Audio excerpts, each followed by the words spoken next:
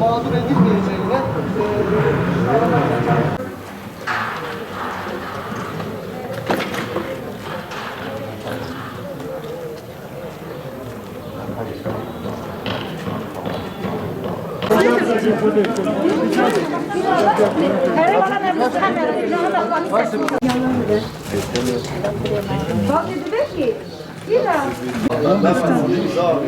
Tabii 180 aya dönüştürdü. 120 ayda bakanlığımız 180 aya çıkarttı.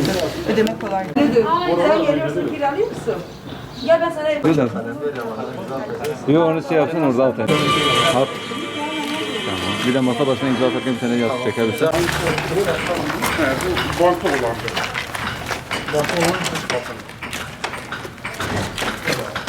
Burası bir ara şişmişti ya. Bu projede var mıdır? Hani nerededir? Ne kontrol edeceğim?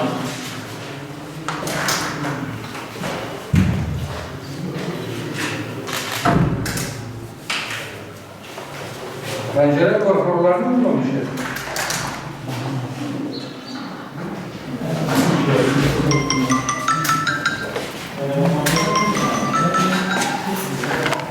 Boşandıysa ayda 4 lira ben kira vereceğim. 29 milyon yetkili ben de günahım. Hayır yetkili ben de. Ben de günahım. O zaman o kazankanlarımızı düzgün anlattı. Düzgün anlattı. Ne başım?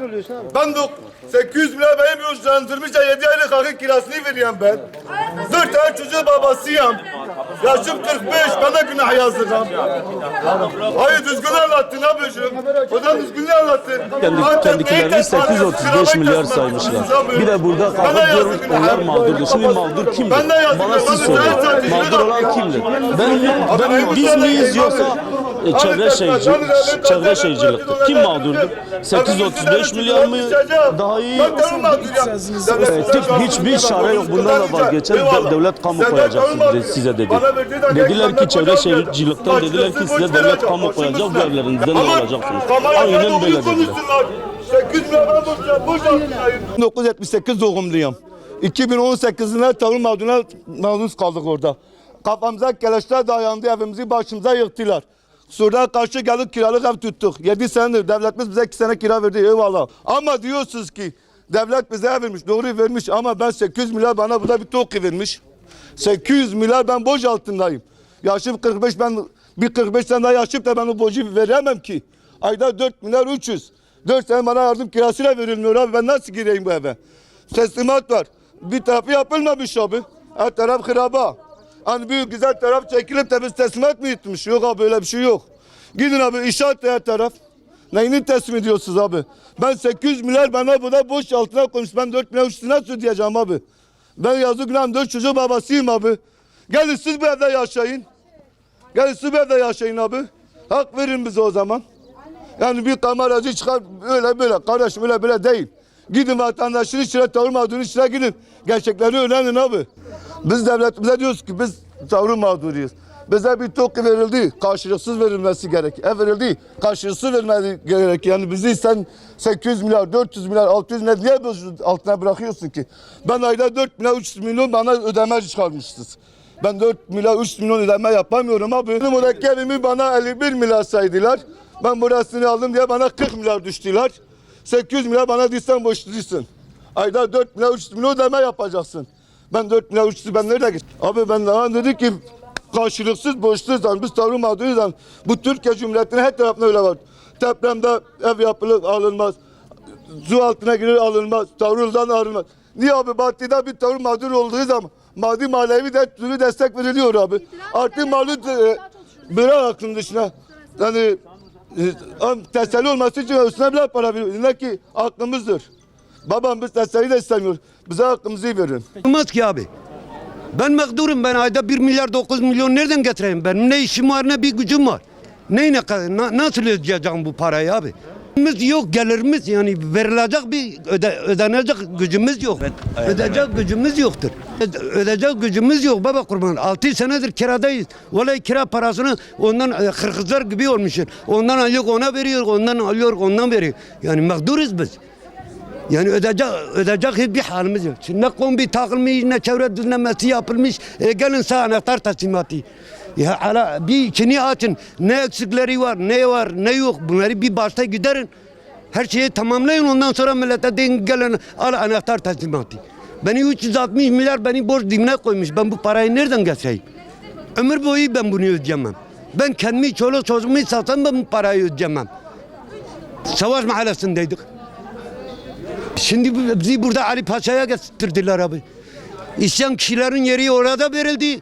Mağdur olan zaten bizim ne sahibimiz olsaydı biz bu duruma düşmezdik.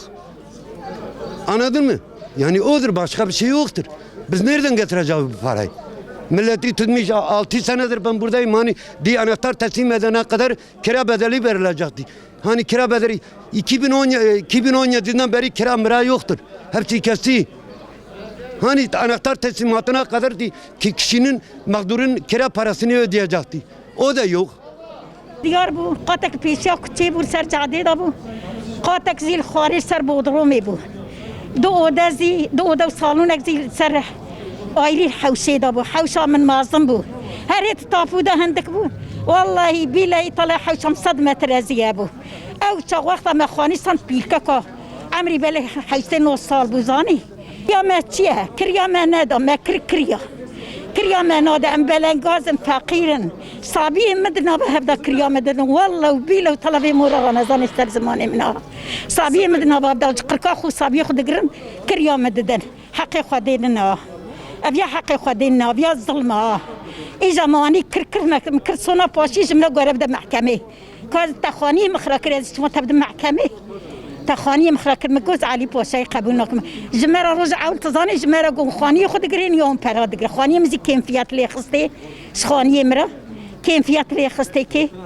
وما زيكم علي بوشاي قبولنا ام خاني خدكر به بوشي المال بوكاتن. Bugün Ali Paşa'da yapımı tamamlanmış birinci etap işin içerisinde 28 tane konutun hak sahiplerine teslimi için bir araya gelmiş bulunmaktayız. Daha önce Sur'un diğer terörden tahrip edilen 6 mahallesinde 77 artı 16 93 tane konutun teslimini yapmıştık. İçinde bulunduğumuz Ali Paşa'da bir etap tamamlandı. Kalan 4 etabında 2-3 ay içerisinde tamamlanmasını müteakip bunların da anahtar teslimlerini hak sahiplerine yapacağız. Ben genel olarak Sur'da yürütülen çalışmalardan kısaca bahsetmek istiyorum. Bugüne kadar 2369 hak sahibi TOKİ'den konut istedi. Bunlarla TOKİ konut sözleşmesi imzaladık. 370 hak sahibi 302 tane Sur'da yapılan konutlarla ilgili sözleşme imzaladı. Bunların da kısmen teslimleri yapıldı demin bahsettiğim gibi. İkinci aşama bu. Geri kalan tüm etapları da en geç Temmuz 15'e kadar hepsinin inşaatları tamamlanmış olacak ve hak sahiplerine teslimlerini sağlayacağız. Biz bugüne kadar bütün Sur'daki hak sahiplerinin %90'ına ulaştık. Ulaştıklarımızın da %87 ile rızayı uzlaştık. Bizimle uzlaşmamış olanlarla ilgili acele kamulaştırma dava süreçlerini başlattık. 528 tane dava açtık. Bunların 264 tanesinin davaları sonuçlandı. Toplamda rızayı uzlaşma ya da acele kamulaştırma ile bugüne kadar 160 milyon lira ödeme yaptık. 7 milyon lira da biz kira desteği yaptık bugüne kadar.